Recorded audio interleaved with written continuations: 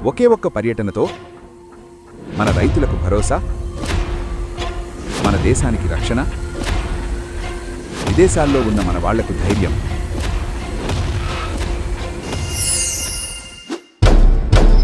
ప్రపంచ రాజకీయాలు వేగంగా మారుతున్న ఈ సమయంలో భారతదేశం తన స్థానాన్ని మరింత పటిష్టం చేసుకుంటోంది. అందులో భాగంగా ప్రధాని మోదీ పశ్చిమాసియా మరియు ఆఫ్రికాలోని 3 కీలక దేశాల పర్యటన చేపట్టారు. అసలు ఈ పర్యటన ఎందుకంత ముఖ్యమో, దాని వెనుక ఉన్న అసలు వ్యూహం ఏంటో తెలిస్తే మీరు ఆశ్చర్యపోతారు. ప్రధాని మోదీ 3 దేశాల పర్యటనలో భాగంగా జోర్డాన్, ఇథియోపియా మరియు ఒమాన్లను సందర్శించారు. ఈ పర్యటన అనేక చారిత్రక ఘట్టాలకు వేదికైంది. ఉదాహరణకు, ఇథియోపియా పార్లమెంట్లో ప్రసంగించిన మొట్టమొదటి భారత నాయకుడిగా మోదీ చరిత్ర సృష్టించారు. అలాగే ఒమాన్తో దౌత్య సంబంధాలకు 70 ఏళ్లు పూర్తయిన సందర్భంగా వేడుకలు జరిగాయి. అయితే అందరి దృష్టిని ఆకర్షించింది మాత్రం జోర్దాన్ పర్యటన. 40 సంవత్సరాల తర్వాత ఒక భారత ప్రధాని జోర్దాన్లో పర్యటించడం ఇదే మొదటిసారి. ఈ పర్యటనతో మన 2 దేశాల దౌత్య సంబంధాలకు 75 ఏళ్లు పూర్తయ్యాయి. గాజాలో యుద్ధం, పెరుగుతున్న తీవ్రవాదం వంటి క్లిష్ట పరిస్థితుల మధ్య ఈ పర్యటన జరిగింది. జోర్డాన్ రాజధాని అమ్మాన్లో ప్రధాని మోదీకి ఘన స్వాగతం లభించింది. స్వయంగా జోర్డాన్ రాజు అబ్దుల్లా II యువరాజు హుసేన్ ఆయనతో సమావేశమయ్యారు. ఆసక్తికరమైన విషయం ఏంటంటే, యువరాజు హుసేన్ స్వయంగా కారు నడుపుతూ ప్రధాని మోదీని మ్యూజియానికి తీసుకెళ్లి ఆ తర్వాత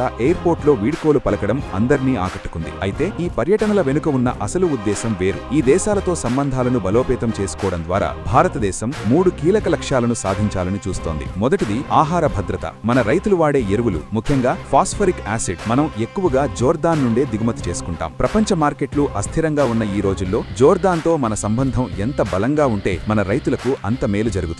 అంటే మన రైతులకు ఎరువుల కొరత రాకుండా చూడటంలో ఇదొక కీలక అడుగు. రెండవది రక్షణ మరియు ఉగ్రవాదంపై పోరాటం. ఇస్రాయెల్ పాలస్తీనా శాంతి చర్చల్లో జోర్డాన్ ఒక కీలక పాత్ర పోషిస్తోంది. గాజాలో శాంతిని నెలకొల్పడానికి జోర్డాన్ రాజు చేస్తున్న కృషిని ప్రధాని మోదీ ప్రశంసించారు. అలాగే తీవ్రవాదానికి వ్యతిరేకంగా ఆ దేశం గట్టిగా పోరాడుతోంది. అందుకే ఉగ్రవాదంపై పోరాటంలో జోర్డాన్ సహకారం మనకు చాలా అవసరం. మూడవది గ్లోబల్ సౌత్ లో నాయకత్వం. ఆఫ్రికా దేశమైన ఇథియోపియాలో పర్యటించడం ద్వారా గ్లోబల్ సౌత్ అంటే అభివృద్ధి చెందుతున్న దేశాల కూటమికి తానే నాయకుడనని భారతదేశం ప్రపంచానికి ఒక బలమైన సందేశం పంపింది. అంతేకాదు, పశ్చిమాసియా దేశాలలో లక్షలాది మంది భారతీయులు నివసిస్తున్నారు. అక్కడ మన వాళ్లతో నేరుగా మాట్లాడటం ద్వారా ప్రభుత్వం మీకు అండగా ఉందని ఒక భరోసా ఇచ్చారు. చూసారా, ఒకే ఒక్క పర్యటనతో మన రైతులకు భరోసా, మన దేశానికి రక్షణ, ప్రపంచంలో మనకు గౌరవం మరియు విదేశాల్లో ఉన్న మన వాళ్లకు ధైర్యం. ఇలా ఎన్ని కోణాలలో భారతదేశం ముందుకెళ్తోందో కదా. దీన్నే కదా అసలైన దౌత్యనీతి అంటారు. ఈ రోజు భారతదేశం కేవలం ప్రేక్షక పాత్రకే పరిమితం కావడం లేదు. ప్రపంచ వేదికపై తనకంటూ ఒక బలమైన స్థానాన్ని నిర్మించుకుంటోంది. ఈ బహుముఖ వ్యూహంపై మీ అభిప్రాయమేంటో కింద కమెంట్స్లో చెప్పండి. ఈ వీడియో నచ్చితే లైక్ చేసి ప్రతి భారతీయుడికి షేర్ చేయండి.